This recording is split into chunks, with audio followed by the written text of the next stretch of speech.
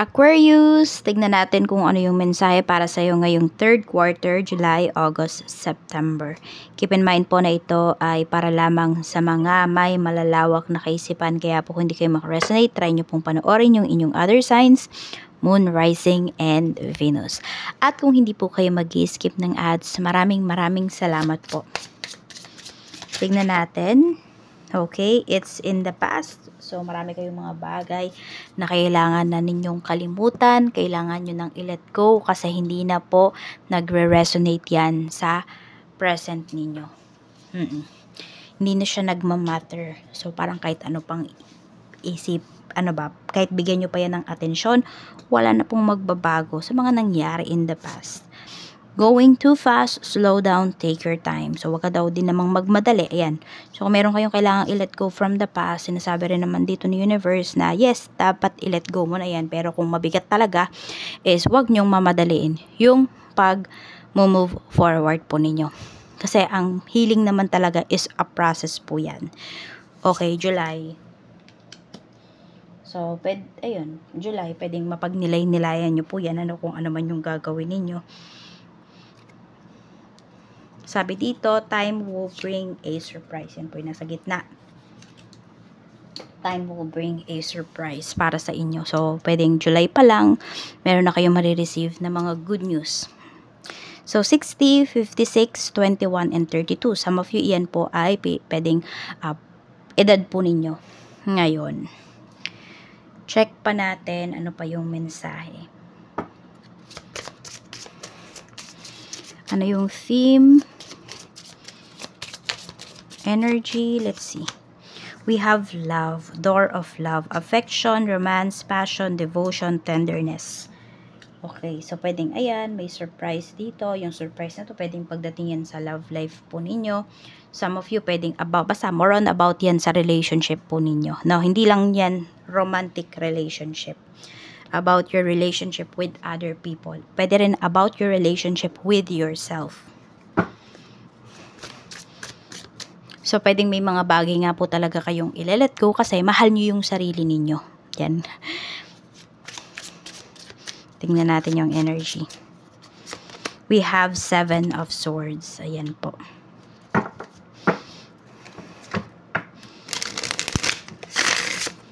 Okay.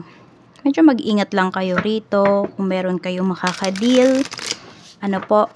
Kasi meron dito, pwedeng you are devoted dun sa tao na yun. Pero yung tao na yun, pwedeng maraming tinatago sa'yo.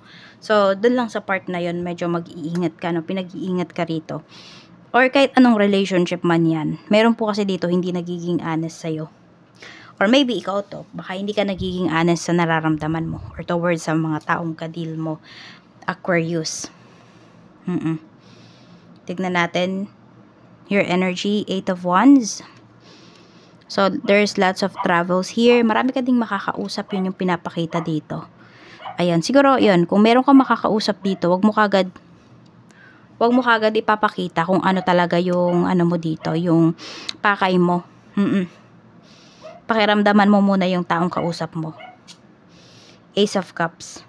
Yan, kasi nga ito, pure love kasi yung binibigay mo. Talaga, pure attention. Kapag meron kang, kausap, meron kang ka-deal, so, nahuhuli ka kaagad dito. No, kung ano talaga yung gusto mo. So, alam mo yung parang namamanipulate ka somehow. Yun yung nakikita ko sa'yo rito. Madali kang manipulahin. Kasi ikaw yung tipo ng tao na nagsasabi ka talaga ng totoong nararamdaman mo. Ayun, medyo hinay-hinay ka doon. Yes, masama naman talaga magsinungaling ano. Pero kasi dito, ayan, lalo na yung mga ka-deal mo, diba, hindi talaga honest sa'yo. So, wag ka muna agad dito magsasabi ng nararamdaman mo talaga ng gusto mong mangyari towards sa isang bagay.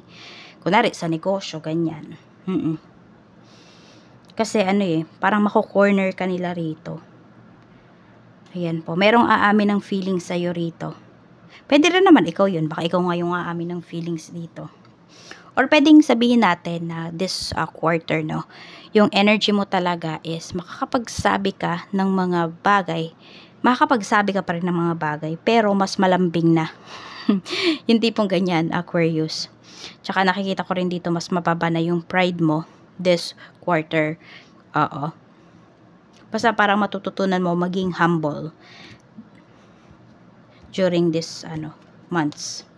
Okay, energy naman ng energy ugali ng mga taong makakasalumuha mo. King of Wands, the World. So marami yata yung iba sa inyo. May mga makakasalumuha kayo dito, foreigner, for some of you. Baka nasa ibang bansa kasi iba sa inyo. 5 of Swords. Okay, mag-ingat ka lang talaga, Kasi yung mga nasa paligid mo talaga, ay marami po dyan hindi honest sa'yo. Paanong gender pa yan? Mag-ingat ka lang din kasi ito, parang yung mga nasa paligid mo against sa'yo. So, kung ganyan at meron ka namang kakayahan, kaya mo talagang umalis ka. Kasi mga kontra po yung nasa paligid mo. May mga kontra dito, Aquarius, sa paligid mo. Parang wala ka nang nagawang mabuti para sa kanila. Kahit nasa totoo, ikaw naman yung tumutulong sa kanila rito. So, may mga tao pong hindi nakaka-appreciate talaga sa mga ginagawa mo. So, baka yun yung kailangan mong putulin. Tingnan natin. Okay, ano yung magiging struggle mo? We have 4 of Swords. Okay, so may bahay talaga na usapan po rito, 9 of Pentacles. So, struggle ng iba po sa inyo kung kayo ay nag-loan ng bahay. So, pwede po na yun. Mahirapan kayo sa pagbabayad. Meron din naman po dito is, yun nga, nahihirapan kayo kasi pwedeng wala na kayong peace of mind dyan sa bahay na kinaroroonan po ninyo. This could be family's house nyo ito. Diba dyan kayo lumaki? Oo, childhood home nyo po iyan. Kaya lang, toxic na. At pwedeng pinagbebenta. Yan, merong energy na ganyan. Ay, mag-ingat lang kayo ha. May nakikita rin ako dito. Kasi we have 7 of Swords eh. Baka, isa sa family members mo, binenta or sinanla yung bahay. Kaya pwedeng kayo yung namomroblema dito nung nalaman po ninyo. Yan, may ganyang energy. So, pwedeng yan yung maging struggle po ninyo ngayon. Basta, parang may nagbenta ng lupa, may nagbenta ng bahay, or sasakyan, ganyan, sinanla.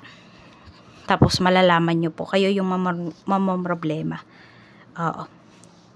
Baka yan yung time will bring a surprise. Baka ito yung surprise na sinasabi.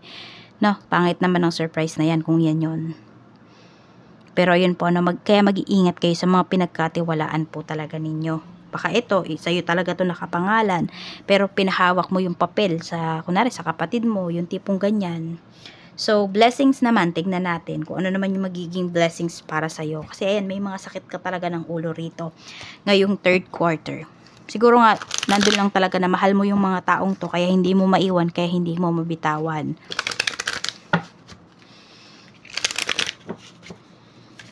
We have celebrity. So, diba parang all eyes on you? Kasi nga, merong problem dito eh. Tapos, hindi nga ikaw yung gumastos. Hindi mo alam, pero ikaw yung mananagot. Kasi nga, nakapangalan sa'yo. Ayan. So, pwede rin yung iba po sa inyo. Ayan. Kung ano man yan, may mga cards ba kayo? Credit cards. Pwedeng may mga malalaking points na yung iba sa inyo dyan. So, pwedeng nyo na. Mapapalit nyo na. Ayan. Mareredeem nyo na yan. And some of you, ayun po, pwedeng magkaroon kayo ng bagong phone this quarter. So, yung iba naman sa inyo, Aquarius, maaring nagbablog yung iba sa inyo. So, ingat po kayo ha. Baka may ipaayos kayo dyan. Meron kayo mapindot na link. So, ingat lang kayo yun. Baka kasi mamaya ay ma-hack yung account po ninyo. So, meron dito pwedeng kayo ay vlogger. So, di ba may celebrity energy tayo rito. So, pwede po na mayroon talaga kayong, meron kayong mag-viral na video. Ayan po. Tignan pa natin. Okay.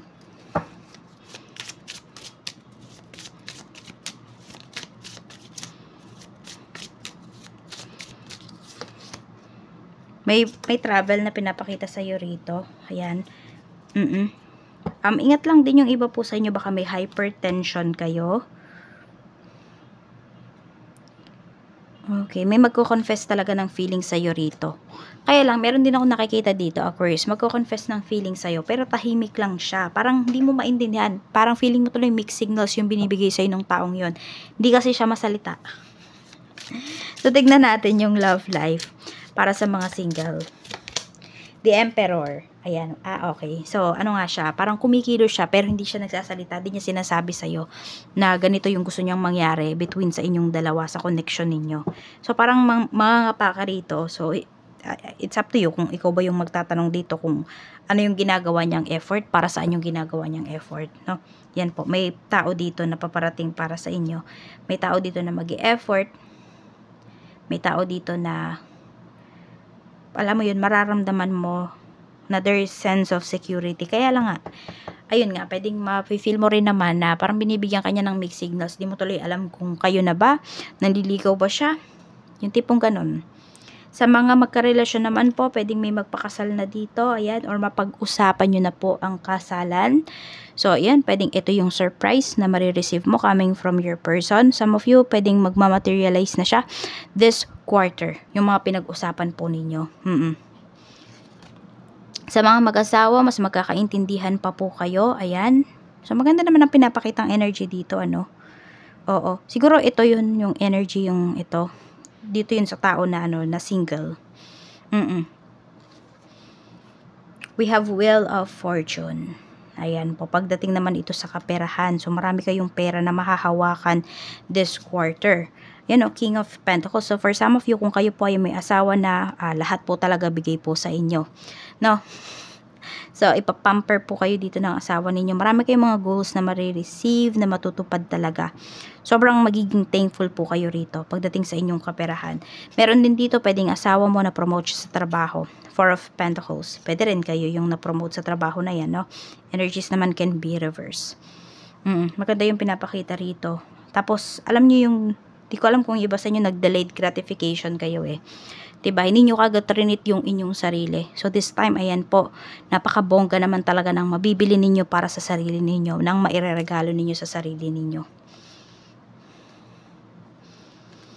Madami ka ding help na marireceive dito. Kung kayo ay merong problem sa money, ayan po, it's either kayo yung may problema, marami kayong marireceive, or kayo yung may kakayahan na magbigay, ayan po, makakatulong talaga kayo. Kasi iba naman talaga sa inyo is giver talaga. So, check po natin. Okay, ano pa ba? Ayan, pagdating sa pera, wala po kayong poproblemahin.